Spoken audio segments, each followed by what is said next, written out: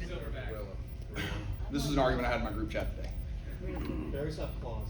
Gorillas. Real stronger. So I'm pretty sure a grizzly bear is actually way bigger and it has daggers for hands. So They can run. yeah, I'm gonna go with the grizzly bear too. So anyone that said silverback, can you leave, please? It's tough.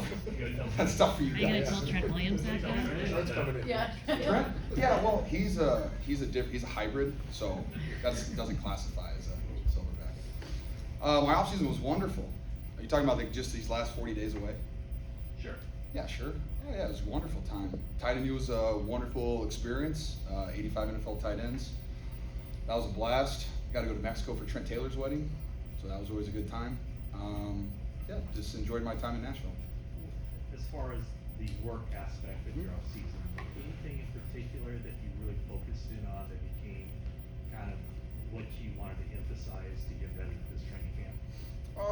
Well, because I didn't really do a lot of football this off season, leading up, through OTAs and stuff. So a lot of my stuff was just getting my body back to explosive movements of cutting and running routes, and having to block guys like Nick Bosa for all the training camp. So just trying to get my explosive speed, all that stuff back. Just definitely a lot of balance stuff, and as much rehab as I could possibly do, just to get my body as healthy as it possibly can be going into training camp.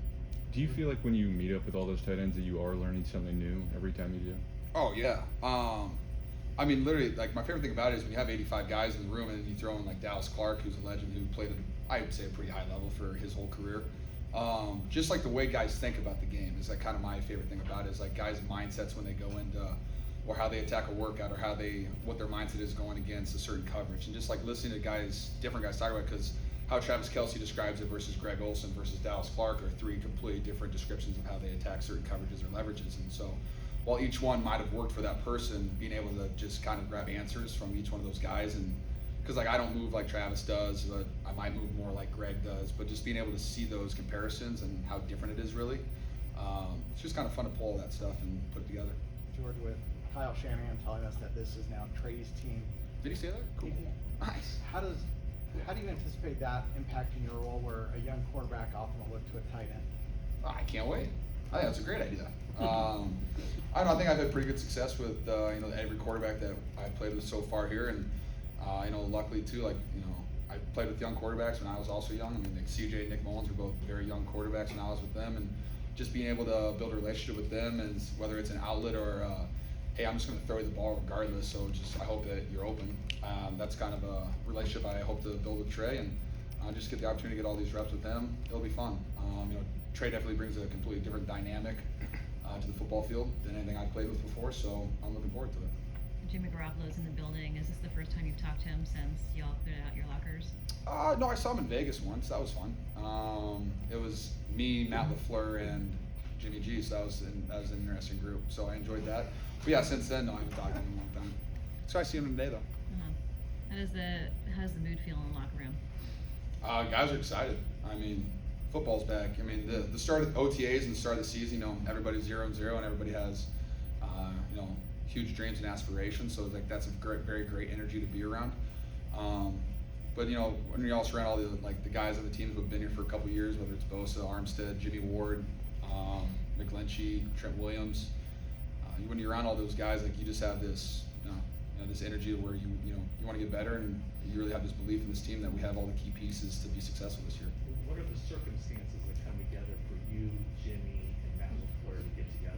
Pro Bowl, and then Jimmy just happened to be in Vegas at the same time, so we convinced him to come hang out with us for a little bit. The three of you? Yeah, and then you throw Alex Mack into that one. I mean, basically all the Niners that were at the Pro Bowl, plus some of the Packers guys and Matt LaFleur. That was an entertaining couple nights. Matt is just he was a good luck charm that weekend. George, what's the mindset of the veterans on the team, the guys who have been through a couple of these playoff runs now, knowing that the expectation is to contend while you also are bringing along a first-time starting quarterback? Like, what goes on in those discussions that you have with the captains? Like, does the emphasis change knowing that you have an inexperienced quarterback? I mean, I don't know if I've actually had a sit-down conversation with Trent Williams about Trey Lance yet, but I think the overall consensus would be that our best players need to play their best football. We need to do our best to make it as easy as we can for Trey, and while there's going to be ups and downs, we need to play at a high enough level where, you know, if Trey has a game where he throws a couple picks, it is what it is, and we're going to be playing it well enough where we can win those games. And, you know, if not, just encourage him to continue to get better, because, I mean, just his progress from being a rookie day one of OTAs last year through training camp, through the season, and through OTAs this last couple months he's gotten better. I mean, I can see that, and I'm not gonna lie to you guys. Like, he has gotten better. If he stunk, I'd tell you guys he stunk. He doesn't. But he's gotten better, and he's gonna continue to progress. And I think the more games that Trey plays, the better he's gonna get. And it's just gonna be up to us to be around him and to help him out as best we can. The different dynamic that Trey does bring, what opportunities does that open up for you on the field? I mean, I'm looking forward to a lot of plays that are off schedule.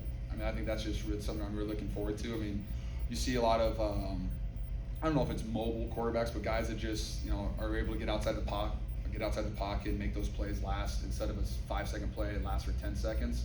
It's hard to cover someone for 10 seconds, and I feel like I can get open from someone in 10 seconds. So I think Trey's gonna be able to do that a lot, and it's just, you know, getting used to that type of style of football. You know, I see it. You know, you see it in highlights every single week on, you know, SportsCenter top 10 for other quarterbacks around the league, and I think Trey's gonna be able to do a lot of that stuff. Is there a way to really practice that effectively, or is it just a feel thing of like getting to know his tendencies and finding open spaces? Oh, I think it's a little bit of both. I think you can do scramble drills all you want. I mean, whether, you know, you just call a play and let Trey scramble, and it's just guys reacting to the spots where Trey wants to be. You know, guys that attack the ball, guys will go deep, and just getting used to that. And also, you know, there's a conditioning aspect to that too, because players are going to last a little bit longer and be running around the field a little bit longer, and you know, we'll just get used to that, I guess. George, have you seen the woman artist on Twitter that draws Jimmy every day? Rita? What do you think of that? It's You're comedy. featured in there a lot. I have noticed that. I've been there a couple times. Yes, sir. I think I mean, it's definitely entertaining. I love the internet. I think Twitter and the internet's always undefeated, so you can't lose. And so I always enjoy seeing those photos, and whether I'm in them or not, I find them very enjoyable. You collect the coffee mugs or anything? I have not, though. I've not. I did really like the South Park version, though, because she drew me as Cartman, and I thought that was pretty good. John said. I talked to Rita actually yesterday. Oh, did ya? Yeah, and I told her about your Joker tattoo. So if you had anything to say to her, what kind of drawing would you like to see? I mean, she has to keep drawing Jimmy, but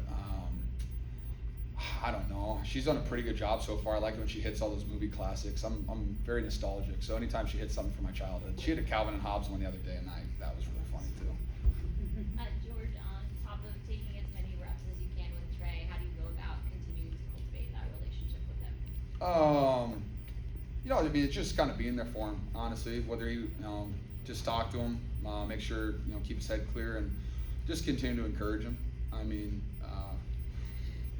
football's a kid's game at the end of the day, and there's a lot of confusing aspects to it, and there's, you know, a lot of confusing parts of our offense, but Trey's a hell of an athlete. He's got his head on right, and, you know, just continue to talk to him every single day and encourage him to throw me the football. It seems like the running back group just overall is bigger, like featuring bigger guys than what you guys had with maybe Raheem and Tevin. Mm-hmm. Do you expect the running game to have a different look, maybe schematically, or how you guys, you know, approach that? I mean, it's definitely gonna be different. I mean, Mike McDaniels, he did his own thing. He was very creative in how he put guys in certain places to get defenses to move to certain spots to let us run the football. But I mean, we're still the Niners. We're gonna run outside zone. We're gonna run gap scheme, and we're gonna do a lot of bootleg play action stuff. So, you know, I believe that we're gonna run what we're really good at. And while yes, it's pretty hard to replicate Raheem Mostert's speed. I still think we have fast guys, and we have guys that run downhill, and that's really all you need in a football room. You know, as long as guys are running downhill and not going lateral, I think we're gonna do just fine with our run game. We talked about the coaching staff. I mean, a guy like Brian Fleury bringing Nice beard, man. and new stuff. Thanks. And Yeah. You've seen it already. No, it just looks nice. Thanks, Fleury. We talked about Fleury. What about Anthony Lynn? I know you're not in the running backs room, but is he bringing kind of a new schematic dimension, new set of eyes? Yeah, I mean, I think so. Anyone that's ever been a head coach before, I think, just kind of sees the game from different perspective. Because he kind of sees the whole field, like while he is in the running backs room coaching them and Juice. I still feel like he brings a lot of different things to our offense. I mean, whether it's in the pass game, he's talked to me about certain things. Like when I was doing OTAs, I got to stand next to him and just listen to him talk about whether he was talking about a route, whether he was talking about the offensive line. Just listen to him talk about different things is very interesting. And you know, just getting to know him more will be fun. You know, we have a ton of new coaches on the staff that, know, we got to hang out a little bit during OTAs, but there's not really any bullets flying in OTAs. You know, there's, you know, it's going to get hot and heavy here pretty quick, and that's when I like to, you know what my coaches are made of, and players are made of. So that's what I'm looking forward to. You referenced a little bit ago getting ready to block Bosa during training camp. Last year there was a ramp up for him because of the knee injury. Now that he's had a whole year under his belt and a year in the off season to train, and he can just go for it from the beginning, what do you expect to see from him this year? Oh wow. I mean, Nick's an incredible football player. His size, strength, speed, his moves, his addiction to being great. He's a hell of a football player. I mean, I don't want to give, I don't want to put, give him aspirations and stuff like that. I know he wants to win football games. He wants to play at a high level, and for us to win games, he's going to have to play at a high level, which he will do. I mean, every single day, everything that he does, he's very routine oriented. He does everything by the book. He does little, but he's just an incredible football player. So he's going to play at a high level. He's going to have a lot of sacks. He's going to have a lot of forced fumbles. He's going to make a lot of plays, and I'm glad that he's on my team. You got a couple of veterans in your room in Troy from the Valley and Tyler Croft. How do they distinguish themselves? How do they stand out? Well, I mean, as a tight end, I think it's kind of difficult to stand out too much during OTAs because there's no shoulder pads. Like you can see guys run routes and stuff like that. I prefer to run routes with shoulder pads on because I feel like it's a physical football. Football's physical, and I think you have to play it physically. I think both Tyler and Troy they did both really good OTAs. I thought Tyler came in, and I mean he looked good run blocking in shells, a little bit. But I think he's going to do great. I think Troy's he's a big body that can move people.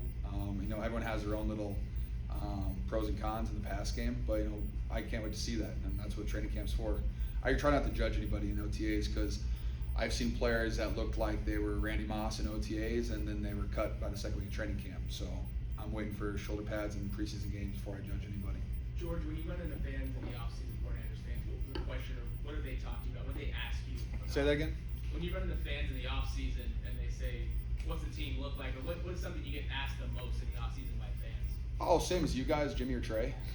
That's all I ever get asked by everybody. It is what it is. It's been like 4 years of that question, I feel like, at this point. But no, other than that, they just always ask either, it's usually how's Trey doing, how's Nick Bosa, and is Trent Williams as big as you think he is? And yes, he is. He's a massive human being. George, the NFL Mexico site on Instagram had the top 10 selling jerseys in Mexico the other day, and two 49ers were on the list. Bosa at number 6 and you at number 2. What do you think about it? I love that. You kidding me? I mean, the fact that I know the 49ers having fans in Mexico is awesome. I mean, you can kind of feel the love everywhere. I mean, every time I've actually been to Mexico, there's plenty of fans down there too. So I always enjoy that because it's an authentic love, and you can just feel it. And they're just so happy to be a part of the 49ers fandom. So I'm appreciative of them. Are you somewhat relieved that this season you won't be getting asked Jimmy or Trey? I bet you one of you guys still asks me. I put money on it. I don't know. I don't know. Well, no, I'm definitely going to ask you. You never know. You guys are crazy out there. But I mean, it is what it is. I'll happily answer any questions that you guys have for me, no matter what. All right, guys. Thank you. Good. You guys.